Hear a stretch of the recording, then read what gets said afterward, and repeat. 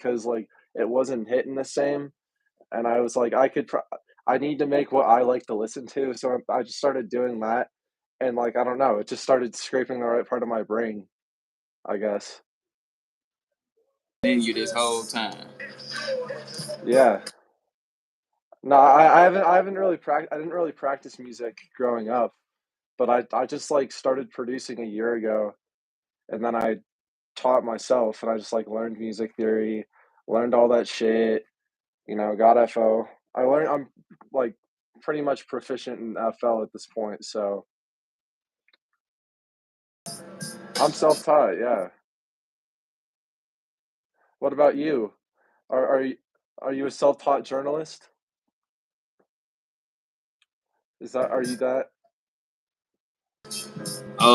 Self-taught journalist. What's that? Somebody who teaches how to journal. I don't know. I tried to flip the tables around on you. I interrupted you though. What were you gonna say? I mean, if you nobody else can't teach you, you gotta do it yourself. Cause it's Understand that completely.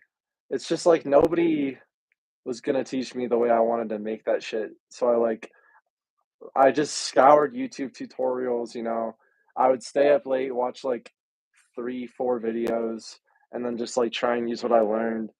And like I would just like I would look at the beat the next day, yeah. And like I don't know, online shit. I learned from like a lot of dudes that I knew. Just like I would like see the things they made and I'd be like, okay, let me deconstruct that beat in my head. And I would just kind of like try and make something similar with my own spin on it until like I had kind of like gotten the vibe that's what it is. Like it's not like you're doing it off of memory. Like off of memory. so, and like you hear the sound and you try to duplicate it the best way you can. Almost like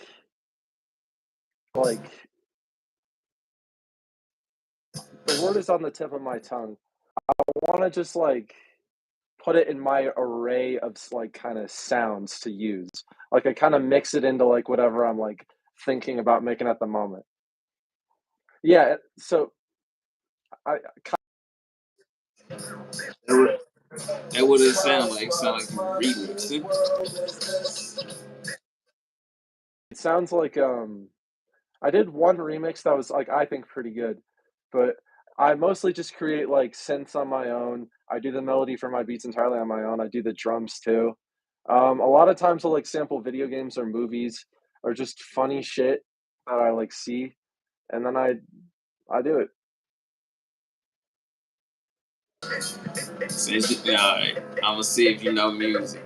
Alright, I'm gonna give you an instrumental that I want you to listen to and tell me what it is.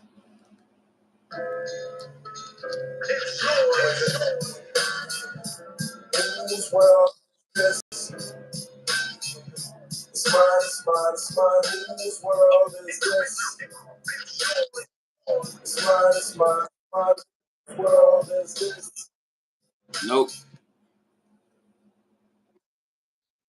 You gotta integrate it. I'll give you a hint. New York rapper. New York Biggie. I don't.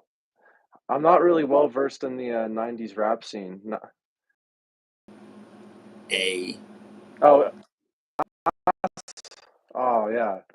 I was just talking about Nas. Man, that's kind of ironic. The World Is Yours was a sample.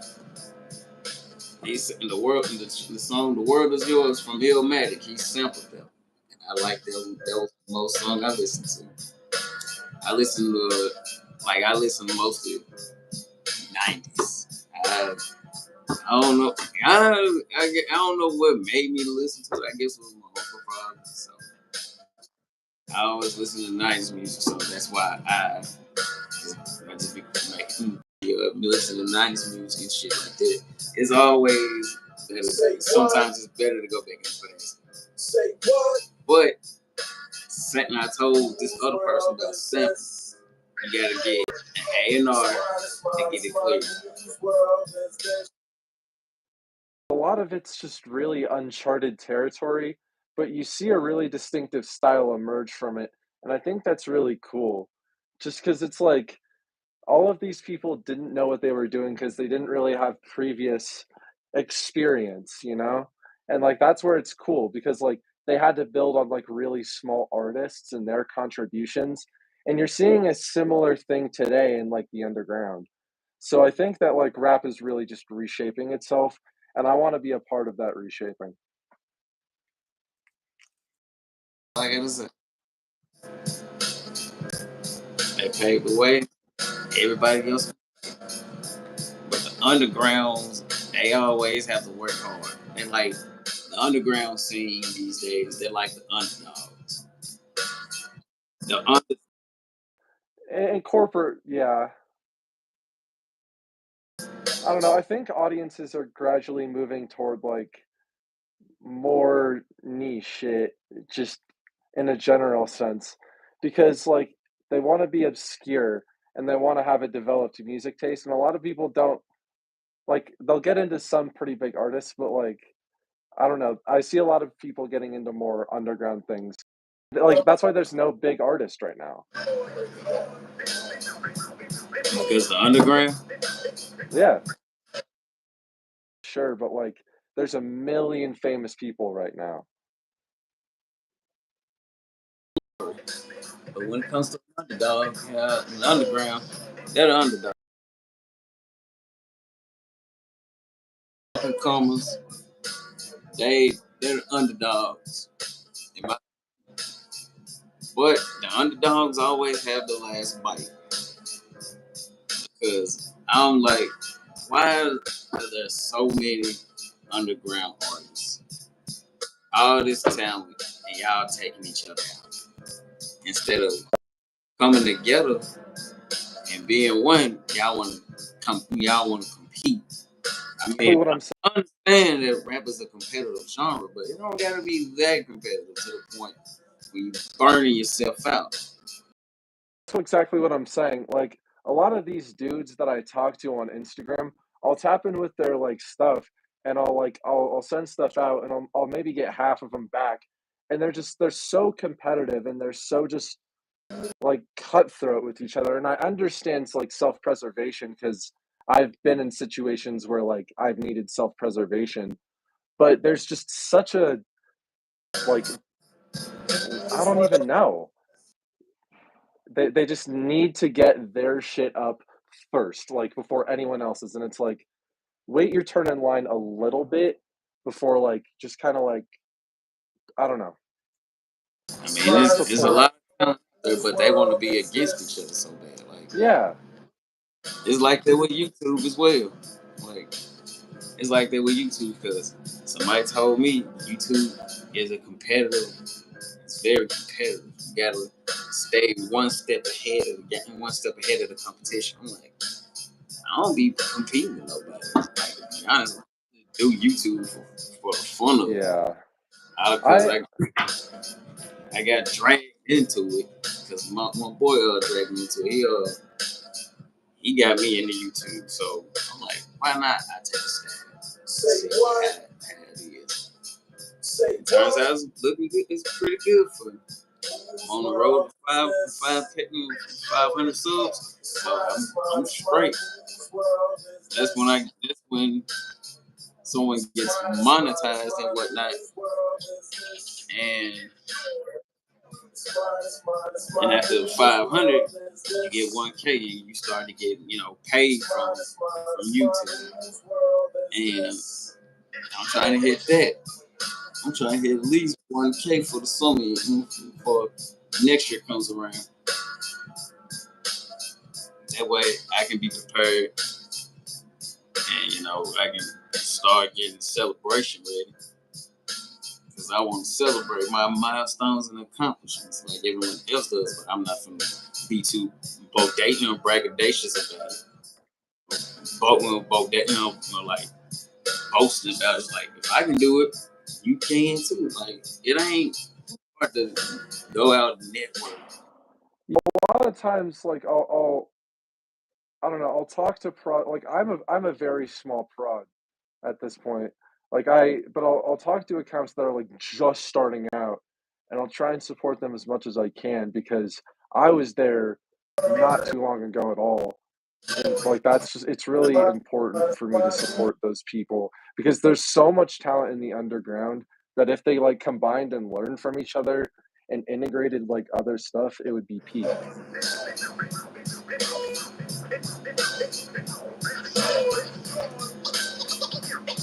Like it's too much talent out there.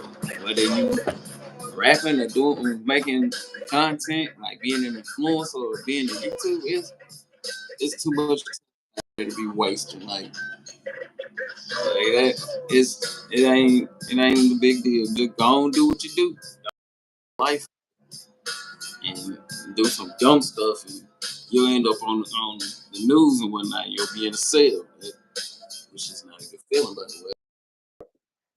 Yeah, no, I try not to involve myself in a lot of stuff. I just kinda do my own thing, you know? That's all you can do. You gotta do your own thing. Don't do what everybody else doing because that's gonna make you look like a dummy, and you gonna be following what they doing instead of you going off and doing your own thing. You over here with these people doing what they do, knowing damn well you don't do nothing. A lot of times when I send people beats, I'll try and, like I won't even, like, give them a category of beat, I'll just say, "Hey, I made this," because like, I don't really like confining myself to a genre, because that kinda stresses me out when I'm making something. Because 'cause I'm like, "Oh, I gotta make, like, a hood trap type thing. This isn't hood trapping." It's like, I like how stuff sounds, and sometimes it mixes really well, like, across genres. So you just gotta I don't know, a lot of strict with their making genuinely original music, so You you just can't gotta kinda create your own, you know? can't be strict on the type of genres of music. You can't do that. You gotta be you gotta be diverse. You gotta do something for R&B. You gotta do something for reggae. You gotta do something for Latin pop. You gotta do something for the Jamaican hip hop. You gotta be versatile. Like you gotta be versatile at all those. Be consistent too, though. It's gonna be a little difficult. You gotta take it on. Take it head on. That's all I Yeah, gotta say. Take it head on. Because ain't no challenge too big and not too small. It's just yeah. you handle yourself and you don't want to fold under pressure because you got all this on you. That's But when it comes to music, people should do it like as a either a hobby or they can do it as well not a hobby but a profession. But you gotta have a purpose with it. I do it because 'cause I'm passionate about it. That's having a purpose with it. You Like, do it. I Because am genuinely so passionate about hopping on at like, opening my laptop, opening up FL, putting some stupid synths on there, and making something out of that, and just making whatever I can out of just whatever little I have, and it work, genuinely being good, that makes me happy. you working with the scraps. Yeah, exactly. Working with the scraps. That's sometimes the scraps be important. And just just like throw all the music away. You gotta have some scraps left. Yeah, like, a lot as I progress and, like, I've been producing roughly for a year or something now, I my sound gets better and better and more developed, but I'm still using scraps. I'm still using whatever I can to make just music and stuff that I like. You just working with what you got. That's the most important part. Yeah.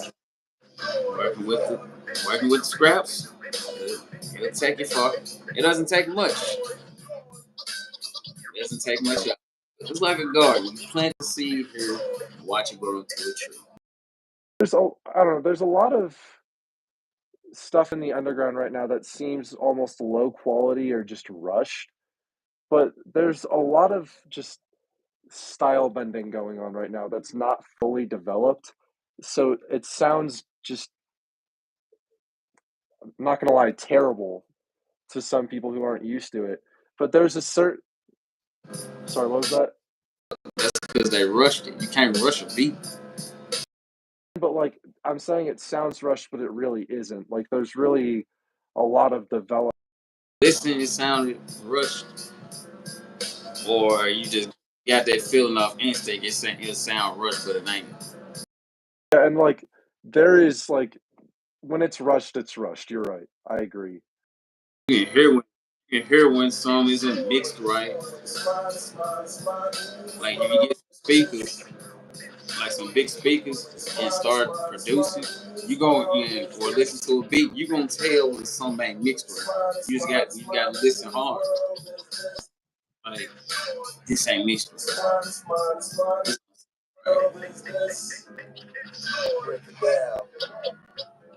Like that's crazy. And these producers expect you to pay a huge amount of money just for that rush beat. Try not to pay a lot for my music. Like that is wild. You might as well pay the car note if you're doing that.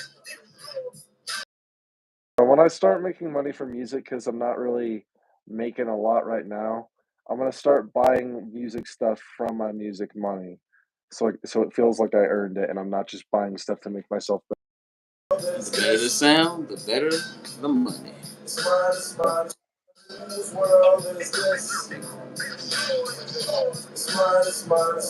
Again, the better the sound, the better the money. Yeah, exactly.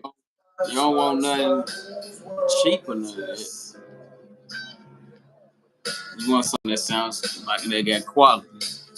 Oh, they want us to choose between India and Pakistan in the chat. Why? To be honest, chat, I can't speak to this like I can't. specific complexities of this geopolitical crisis. I'm not in I'm not the politics. person to ask. I ain't gonna lie to you. I ain't into politics. I mean, I vote, but I ain't into politics. That was not my I'm, thing. That was not my thing. I'm very into politics, but I don't really want to tell people like I don't want to force stuff on people, because And you it's like I should for a lot of this stuff, and a lot of it's like non-negotiable. But I feel like I'm unequipped a lot of the time to be the person speaking about a lot of these issues because I haven't faced them personally, you know? man, that What was that? like they just asked really they asked that question. I don't know. I don't know how to feel about that. Yeah. I don't know. Yeah, a lot But of times you just don't know how to feel.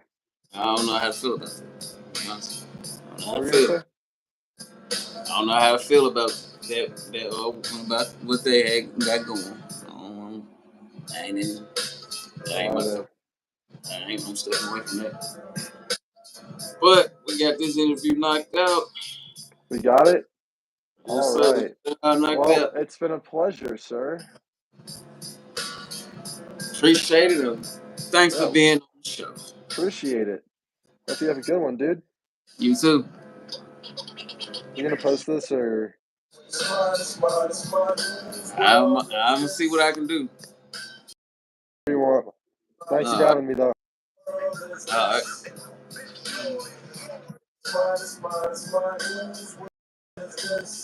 It's yours. The world is yours. It's yours. Break it down. Mm.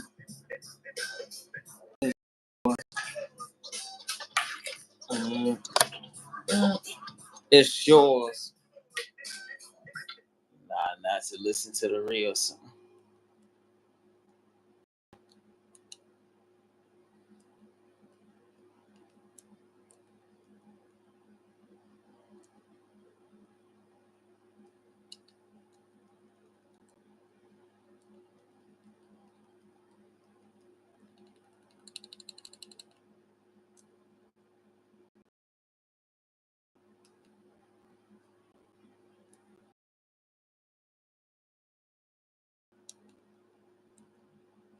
Mike was 20 years old when he made this song.